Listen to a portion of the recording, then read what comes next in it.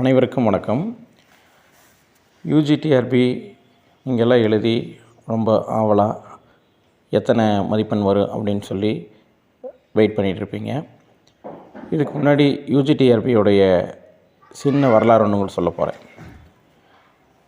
2004-05 உங்களுக்கு PGTRB UGTRB எல்லாம் syllabus PGTRB மற்றும் யூஜிடிஆர்பி எல்லாம் சிலபஸ் ஓரியன்டாக கேள்வி கேட்டிருந்தாங்க. அதாவது அந்த வரிக்கு வரி பாடல் வரி கொடுத்து அதுக்கு தகுந்த வினாக்கள் எழுப்பி கொஞ்சம் எளிமையாக இருந்தது. பிஜிடிஆர்பி பார்த்திங்கனாலே கட் ஆஃபு 135 முதல் மார்க் இருக்கும், கடைசி மார்க் 124 உங்களுக்கு முடிஞ்சிடும். நாளாக என்ன ஆகுனா யூஜிடிஆர்பி நான் 2006 செலக்ட் ஆகும்போது டிஸ்ட்ரிக்ட் ஃபஸ்ட் எடுத்தேன். ஃபஸ்ட் மார்க் 129, நான் 119. அப்போ கட் ஆஃப் பார்த்திங்கன்னா உங்களுக்கு 113 வரைக்கும் இறங்கி முடிஞ்சிருச்சு.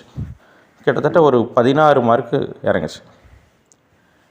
அதுக்கப்புறம் காலகட்டத்தில் பார்த்திங்கன்னா டெட்டு அப்படின்னு உங்களுக்கு நடந்த கதையெல்லாம் தெரியும். இப்போ எழுதின டிஆர்பிலையுமே நீங்கள் நல்லா கவனிக்கணும். 92 100 அல்லது 102 சலுகை மதிப்பெண்ணோடு சேர்த்தி நான் சொல்கிறது. 92 102 வரைக்கும் ஓப்பன் கோட்டா கண்டிப்பாக இருக்கும். அதுக்கப்புறம் பார்த்திங்கன்னா 87 92 வரைக்கும் பிசி கோட்டா, 85 அப்படியே குறைஞ்சிட்டு வரும்.